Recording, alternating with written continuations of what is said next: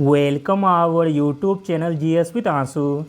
दोस्तों, बिहार प्रधान शिक्षक के लिए सेट प्रैक्टिस कराया जा रहा है, जिसमें आज डीएलएड से संबंधित प्रश्नों को देखने वाले हैं जो आपके एग्ज़ाम में आने की पूरी संभावना है। चलिए शुरू करते हैं और आप लोग भी सोचना अपना आंसर क्या हो सकता है। पहला प्रश्न है, आरटीई अधिनियम 2009 के अनुसार प्राथमिक शिक्षा में कक्षाएं होती हैं। तो दोस्तों, आरटीई अधिनियम 2009 के अनुसार प्राथमिक शिक्षा में कक्षाएं होती है पहली से 8 कक्षा तक। आरटीई अधिनियम 2009 के अनुसार प्राथमिक शिक्षा में कक्षा 1 से 8वीं तक होती है। अगला प्रश्न है, बहुबुद्धि या फ्रेम्स ऑफ माइंड सिद्धांत का प्रस्तावक कौन था? तो दोस्तों, बहुबुद्धि सिद्धांत का प्रस्तावक था Harvard Gardner. Option number A. बहुबुद्धि सिद्धांत को एक अमेरिकी मनोवैज्ञानिक हार्वर्ड गार्डनर ने अपनी पुस्तक फ्रेम्स ऑफ माइंड में प्रस्तुत किया था। अगला प्रश्न है, राष्ट्रीय पाठचर्या रूपरेखा 2005 की राष्ट्रीय संचालन समिति के अध्यक्ष कौन थे? तो दोस्तों, राष्ट्रीय पाठचर्या रूपरेखा 2005 की राष्ट्रीय संचालन समिति के अध्यक्ष थे प्रोफेसर यशपाल।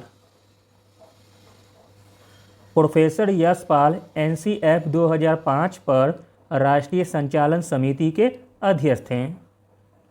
अगला प्रश्न देखते हैं, मनोविश्लेषणात्मक पद्धति के प्रतिपादक कौन थे? तो दोस्तों, मनोविश्लेषणात्मक पद्धति के प्रतिपादक थे सिगमंड फ्राइड। अगला प्रश्न है, बुद्धि का त्रिआयामी सिद्धांत किसने प्रतिपादित किया था? तो दोस्तों, बुद्धि का त्रिआयामी सिद्धांत प्रतिपादित किया था गिलफोर्ड ने। अगला प्रश्न है, बच्चों का निःशुल्क और अनिवार्य शिक्षा का अधिकार अधिनियम कब लागू हुआ था? तो दोस्तों, यह लागू हुआ था अप्रैल 2010 में। अनुच्छेद 21A और शिक्षा का अधिकार अधिनियम 1 अप्रैल 2010 को लागू हुआ। अगला प्रश्न है, शिक्षण के कार्यों में शामिल हैं। तो दोस्तों, शिक्षण के कार्यों में शामिल है मूल्यांकन कार्य, उपचारात्मक कार्य तथा नैदानिक कार्य। तो दोस्तों, इस प्रश्न का आंसर हो जाएगा ऑप्शन नंबर डी, उपरोक्त सभी। अगला प्रश्न है, राष्ट्रीय शिक्षा नीति 2020 किस पर बल देती है? तो दोस्तों, राष्ट्रीय शिक्षा नीति 2020 बल देती है वैचारिक समझ पर।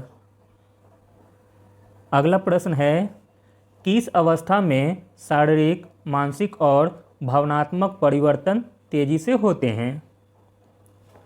तो दोस्तों, वह अवस्था है किशोर अवस्था, जिसमें शारीरिक, मानसिक और भावनात्मक परिवर्तन तेजी से होते हैं।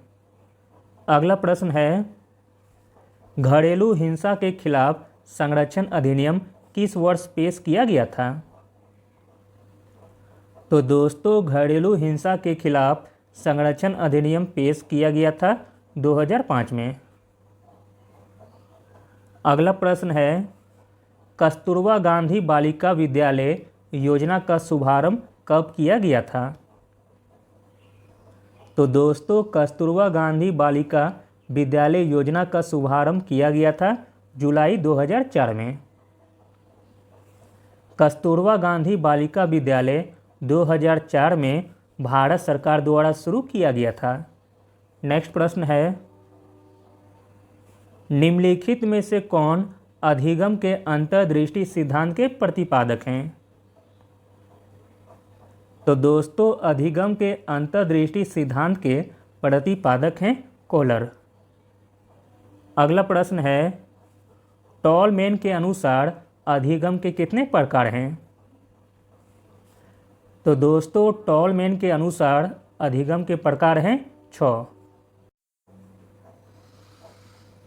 अगला प्रश्न है, अधिगम सामग्री का चयन किस पर निर्भर करता है? अधिगम सामग्री का चयन निर्भर करता है छात्रों का शैक्षिक स्तर और आयु पर।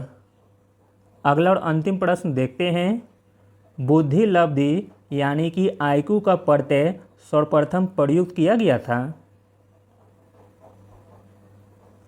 बुद्धि लब्धि का प्रत्यय सर्वप्रथम प्रयुक्त किया गया था टर्मेन के द्वारा।